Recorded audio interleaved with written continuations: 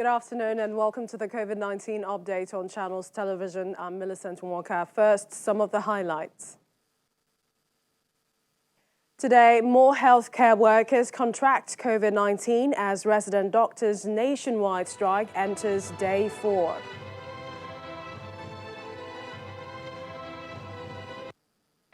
Bayelsa State government bans all mid-weekly religious activities in the state, keeps Sunday services as state records more cases.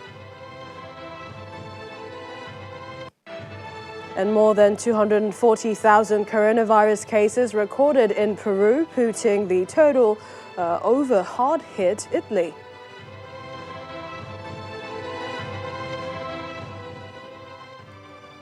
As the global figures continue to rise, now standing at 8.3 million cases with more than 448,000 deaths, COVID-19 cases in Nigeria has risen to 17,735 after the Nigeria Center for Disease Control (NCDC) announced 587 new cases yesterday.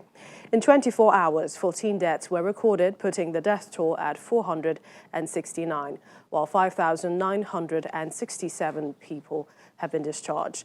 The new cases were recorded in 17 states and the Federal Capital Territory, with Lagos having 155 of those cases, Edo State 75, the FCT 67, Rivers 65, Oyo State 56, Delta 50, Bayelsa 25, Plateau and Kaduna 18 each, Enugu 17 cases, Borno and Ogun 12 each, Ondo 7, Kwara 4, Kano and Gombe 2 each, and 1 each in Sokoto and Kebbi State. Here's a breakdown by regions showing Lagos in the southwest with a total number 7,616 confirmed cases. The FCT topping the north central region with 1,391 cases. Kano leads in the northwest with 1,160 cases. River State maintains its lead in the south-south with 696 cases. Borno in the northeast with 457 cases, while Abia leads in the southeast with 173 cases. The medical doctors on the platform of Medical Guild are threatening a warning strike over failure of the Lagos state government to address challenges in the COVID-19 response. They decry the shortage of personal protective equipment, PPEs, shortages of doctors and non-implementation of the Memorandum of Understanding between the federal government and National Association Union of Health Workers by the state government on health insurance, hazard allowance and other palliatives. According to the chairman, Medical Guild, Dr. Oluwajimi Shodibo, we are ready to safeguard the lives of Lagosians and members with any action necessary for public interest, and this includes the withdrawal of service after the date of the ultimatum. Well, reactions have continued to trail the nationwide strike embarked upon by the resident doctors following complaints of demands that have not yet been met. The head of Prevention Programs and Knowledge Management Department of the NCDC, Dr. Chinwe Ochu, says the strike is not good for the health sector, especially at a time the country is battling with COVID-19. She also explains that the center is working in collaboration with the Ministry of Women Affairs and other groups to bridge the awareness gap regarding information on coronavirus. Healthcare workers are the frontline workers that come face to face with these patients. So their importance in this response cannot be overemphasized. So definitely this strike will affect the response to the outbreak, and I think that is why the federal government is doing its best to ensure that this feud comes to an end. And we at the Nigeria Center for Disease Control, we have prioritized healthcare workers in our program. We want them to be safe while they are managing these cases. So we've trained over 15,000 of them on infection prevention and control. We have IPC focal persons in all the states that are helping to cascade this training down. And we've also ensured, we're trying to make sure that every health facility in this country has enough personal protective equipment for the healthcare workers. This is an ongoing project, and we will not rest on our oars until this happens. We have an event-based surveillance system that helps us to track rumors, what is trending on social media and go. So through our epidemic intelligence gathering, using all these structures, we've been able to identify women and the elderly as ones more likely to propagate these false messages and engage in these risky behaviors. So what that tells us is we need to, focus on this group and try to reach out to them. So we're targeting them. Over in Bayelsa State, the government is once again clamping down on some activities of the number of infections rise in the state. This is coming as the state says it recorded 54 new cases of COVID-19 in one day. Governor Doye Diri says he is banning all mid-weekly religious activities and home cell meetings in the state, although Sunday services would continue. The governor announced this during a meeting with religious leaders at the government house in Yenagoa. All weekly activities in all churches remain suspended pending the ebbing of COVID-19. Number 2, all home cells should be shut down and sitting arrangements should be 2 meters or 6 feet apart. I'm happy to observe that everybody here is wearing a face mask.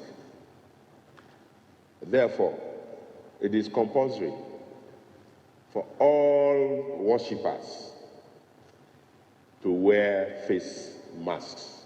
Some people were even alleging that the governor and his team, they are doing this so that they can get money from federal government. Federal government is bringing billions. I've stated it over and over. The federal government of Nigeria has not sent 1 naira to Bayelsa State. They have not donated a dime. Let's head over right now to our Maiduguri studio, and this is looking at state efforts, Borno state efforts to curbing COVID-19. The Deputy Governor of Borno State, also the Chairman, COVID-19 Task Force in the state, joins us from our Maiduguri studios. Mr. Usman Kadafo, welcome to the program. Thank you so much. Good afternoon.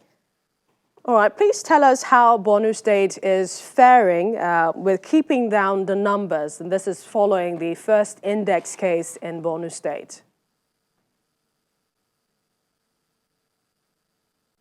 Yeah, if you look at the numbers started dropping when we imposed the restriction on the movement within the metropolis. And when that restriction was lifted, basically people that are coming in that are violating the interstate, ban are the most tested positive cases we are having now. So that is why we're working hard to see how we can control that from the point of entry now. That is our major problem in this state when it comes to those coming in from the Damatru axis. Because that's the major way that is linking to Maiduguri for now. Now, not too long ago, your task force had some disagreement with the Nigerian army over, and this is perhaps even further before COVID-19, and this was alleged 1,000 naira bribery, according to the governor at the time.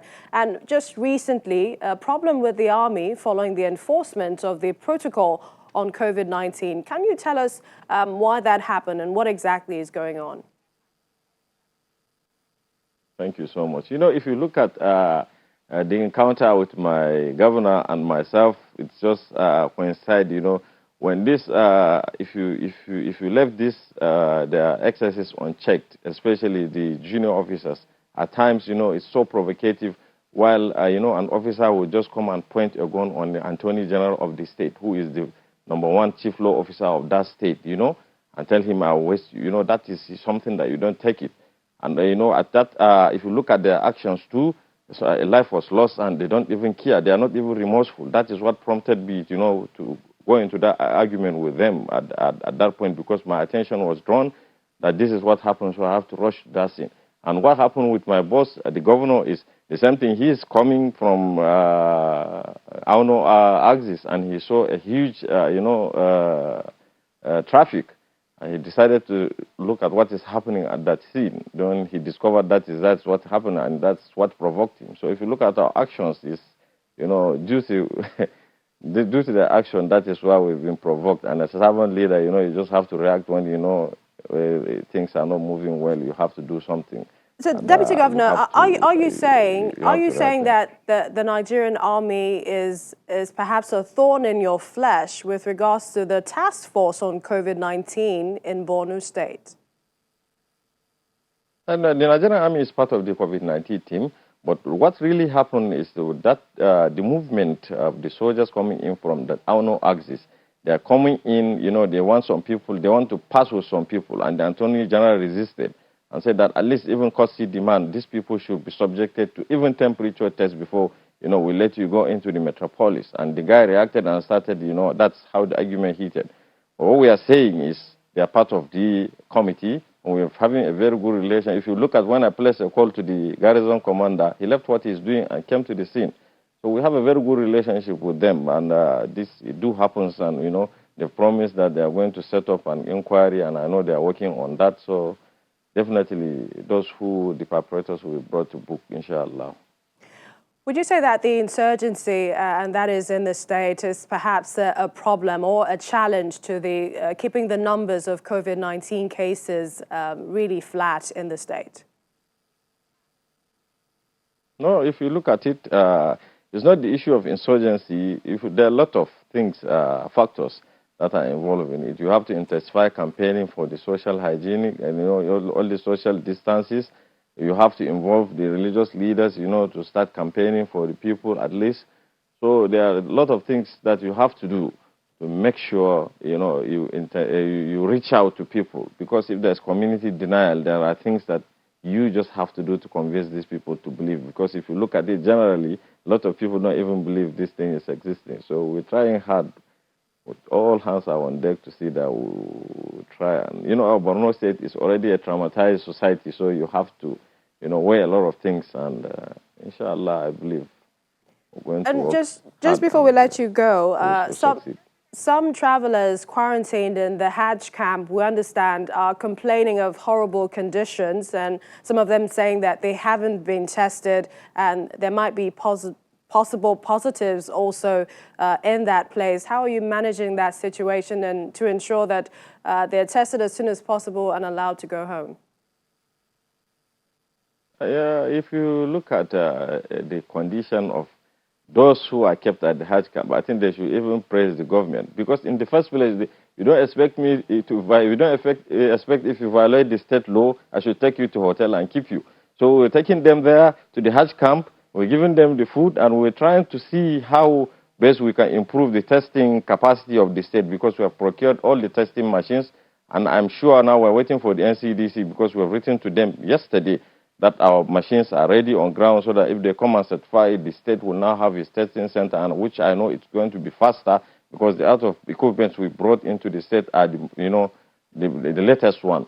So what is delaying them in the Hajj camp that is causing all this complaining is because they used to stay for more than 24 hours. And, our testing capacity is too low, because we have a lot of inflow from the other local governments that are bringing in tests. So at times it takes more than 24 hours. But I'm trying to tell them that if you want to complain, just stay where you are. Don't even come to Maiduguri, because if you come today or tomorrow, you will still go through the same thing. So I don't have regret over that. Thank you so much.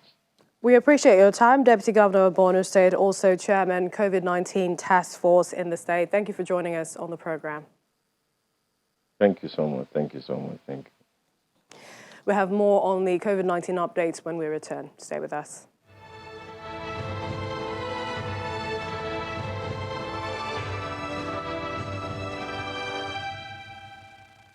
Welcome back. In Plateau State, a private hospital has been shut for 2 weeks following exposure to patients with COVID-19 and the infection of 17 members of staff of the private medical facility.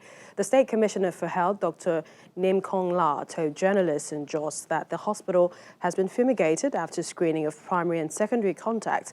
It also says further contact tracing of others is still ongoing. Just to give you an update on what happened at the Redfield Medical Center. Redfield Medical Center has been closed down. Reasons being that 2 patients that were being managed there for other comorbidities developed COVID-19. And I think unknowingly, most of the staff that were there got infected. So we decided to close the hospital for now. We have already decontaminated the whole hospital. So the hospital, the staff are also being quarantined. The one that are confirmed has been taken to isolation centers and have been treated. We earlier brought you a story of the medical doctors on the platform of Medical Guild threatening a warning strike over the failure of the Lagos state government to address challenges in the COVID-19 response. We have the chairman now, Dr. Oluwajimi Shodipo. He joins us via Skype. Thank you for joining us on the program. First, tell us about the scope of the Medical Guild. So that people can understand this, as it differs from NAD, and that's the resident doctors nationwide strike. Tell us about the scope of the Medical Guild doctors.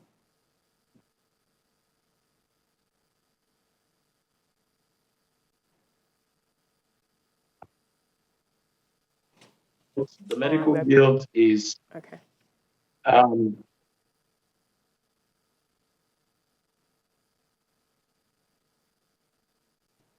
All right, we appear to have audio problems. Hopefully we'll try to settle that as soon as possible.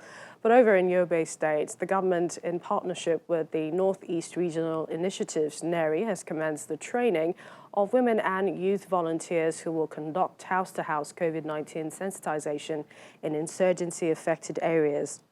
Flagging off the exercise, the Commissioner of Health, represented by the Director Nursing Services, says the targeted women and youth were taught on the causes, signs, symptoms and prevention of COVID-19. We have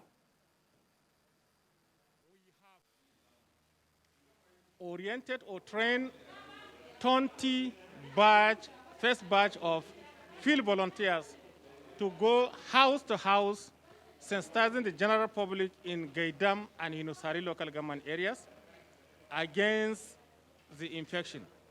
The sensitization is targeted towards the causes, prevention of the infection, and reporting any suspected case to the local government health authority.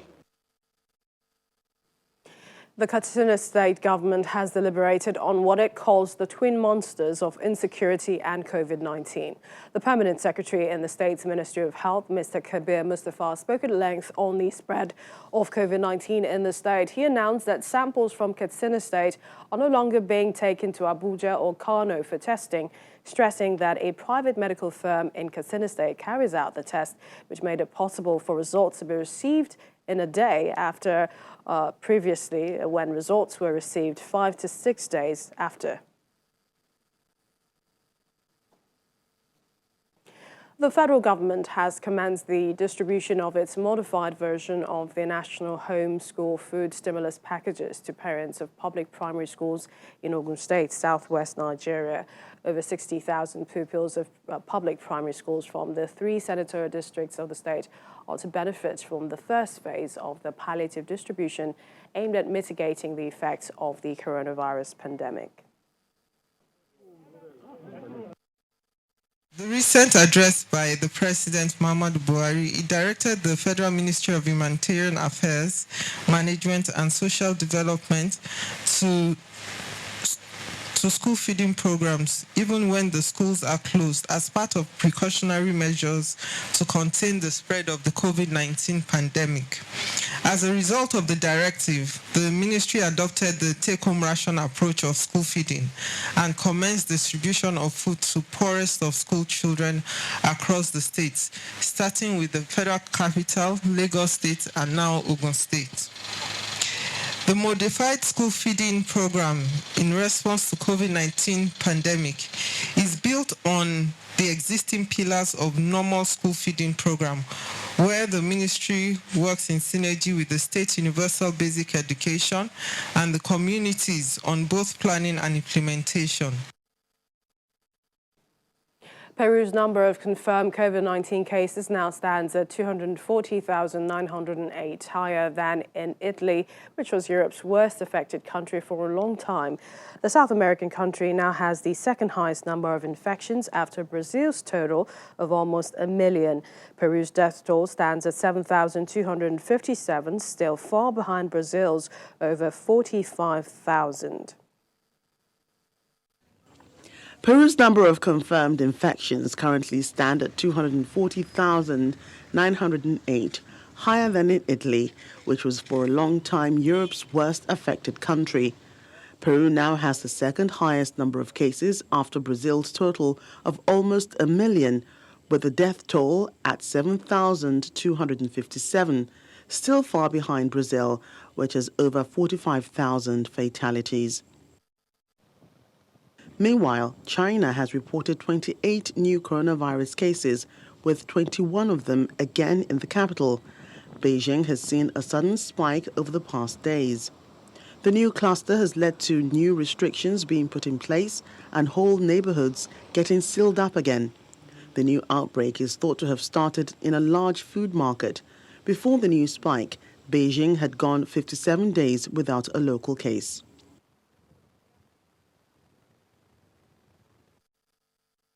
Kazakhstan's influential former president, Nursultan Nazarbayev, has begun self-isolating after testing positive for the virus.